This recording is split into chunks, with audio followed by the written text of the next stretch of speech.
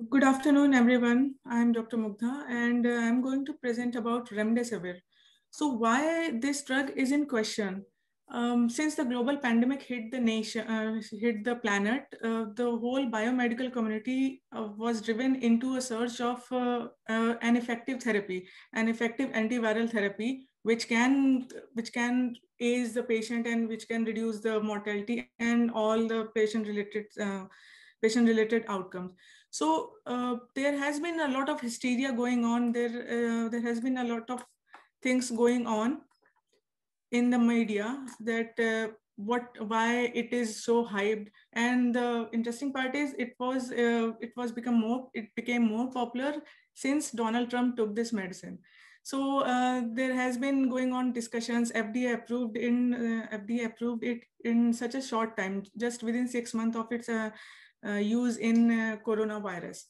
And the main controversy aroused when WHO in November 2020 rejected it. They given conditional approval to it. So let's have a look on the short history. So it was developed in 2019 and was in trial for Ebola in 2015. An interesting thing to note here is it was given an status of orphan drug in March 2020, and within few days, orphan drug status was withdrawn, and Gilead Sciences, which is the manufacturer of this drug, and FDA approved it for emergency use in May 2020. And since then, a lot of trials has been going on, and based on these trials, various countries around the world has given it conditional approval, some restricted approval, some emergency approval. So why the question arises, why FDA approved it in such a short span of time? Their decision was based on this adaptive trial mostly, which proved that it has reduced the recovery time from 15 days to 10 days. And it has shown no mortality benefit in this trial. Other trials like Spinner et al. And Wang et al., they also showed significant, not much significant, but yeah, it was better. 5 days treatment was better than 10 days treatment.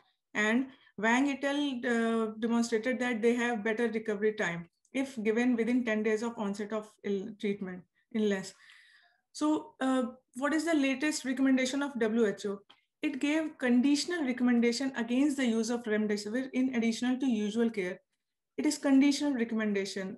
Why conditional? Because they have found insufficient evidences for improvement in remdesivir in terms of benefits in reduction in mortality, need of mechanical ventilation, and time of clinical improvement.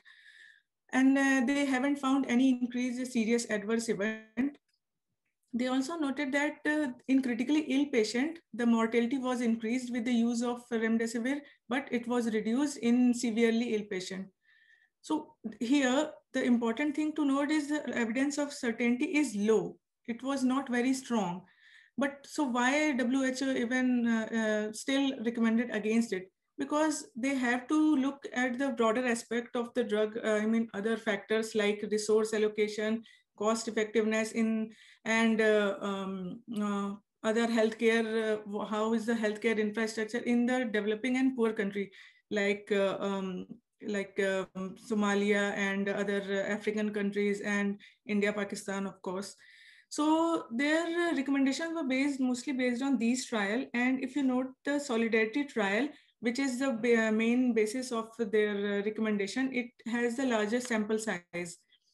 So these outcomes were measured in these studies, and the outcomes which WHO looked after was mortality, mechanical ventilation, and serious adverse event.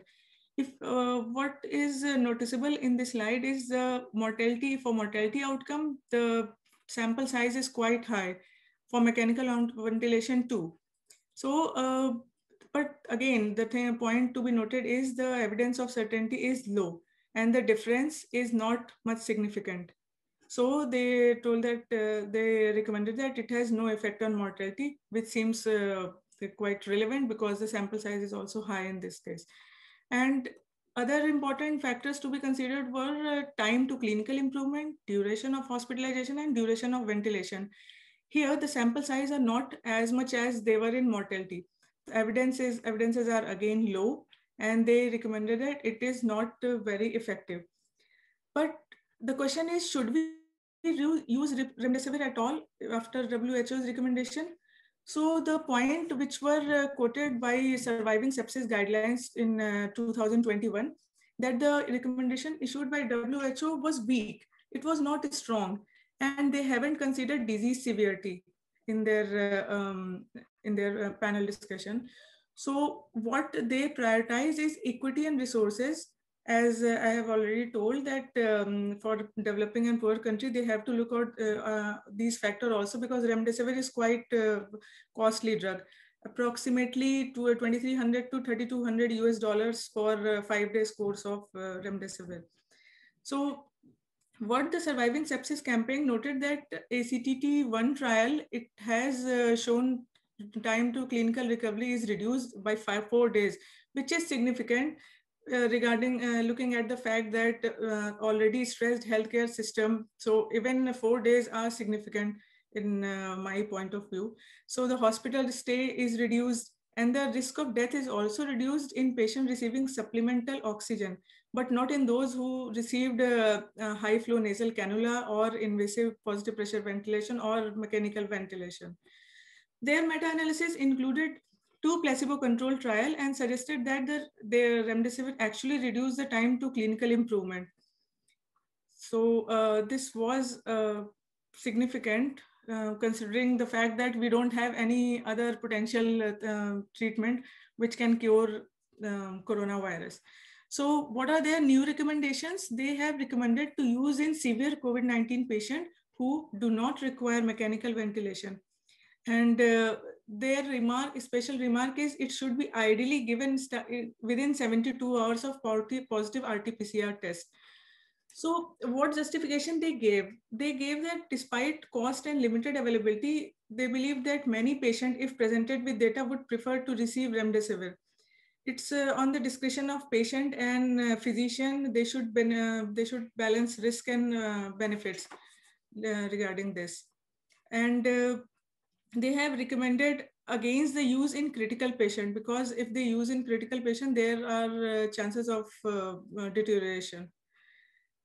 And latest recommendation from Infectious Disease Society of America, they also recommended to use in severe COVID-19 patient.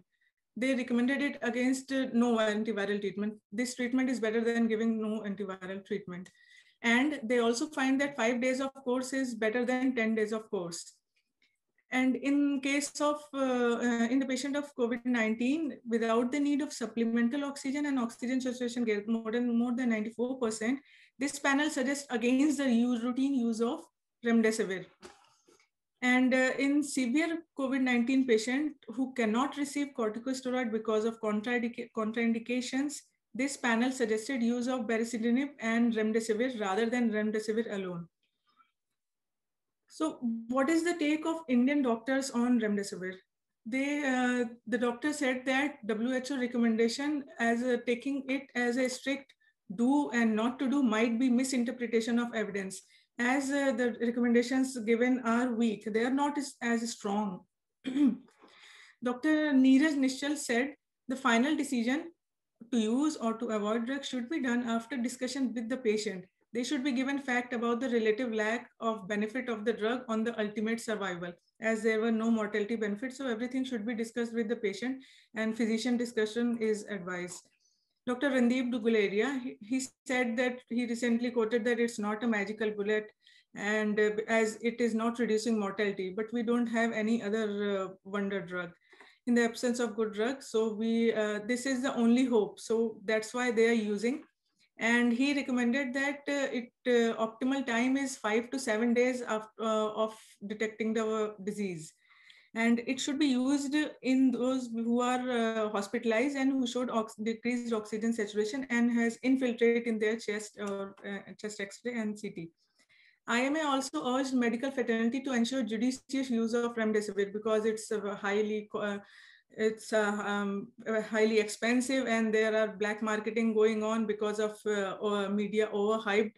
So these things should be considered. Dr. Balkrishnan, he suggested that he shared his own experience and suggested that they have administered over this antiviral in over 1,200 patients, and if used early, the patient's condition improved. And it should be used within 4 to 5 days of developing symptoms. If used after 10 to 20 days, it has little effect, or it can worsen in it can cause cytokine storm if given later in the course of disease. So this is the latest ICMR and AIIMS recommendation. They have suggested to use remdesivir only in the patient with moderate to severe disease, not in mild cases, requiring supplemental oxygen. And there are few contraindications. It should not be used in any patient with EGFR less than 30 or ALT more than 5 times, and who are within 10 days of onsets of symptoms. Recommended dose is 200 milligram on day 1, followed by 100 milligram for next 4 days. And it should not be used in patients who are not on oxygen support and home setting, like mild cases. So talking about the cost of remdesivir, the government has capped its price, and this was on April 17th. So these companies have, the earlier price was this, and after the capping of price, it is decreased. So I would like to know if anyone of you know what is the latest, I mean current, is it still going on, or there is more variation in the price? Dr. Mugdha will take it up in the question answer. Yeah. Yeah. Okay. And so now it's time to ponder. Should remdesivir be reserved for the treatment of patients with selected risk factors? What is more effective timing for the use of remdesivir? And should it be used in combination or other agents, or should be used alone? How is the course of hospitalization affected by the type and level of care delivered in particular settings? So these are the questions which we all should ponder. The take-home message are the benefits and risk associated with its use should be weighed based on disease severity, whether it's mild, moderate, or severe, and time of presentation, which is very important, because if it is given later in the time, it would cause cytokine storm, and availability of resources, of course.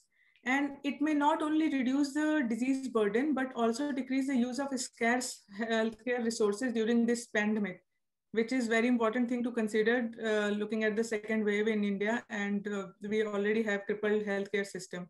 So I think even a small reduction in the progression of disease is worth if achieved. And in the low and middle income countries, not only ICU capacity is limited, but so are the budget for COVID related healthcare. So the judicious use and the timing and resources use are important. Thank you.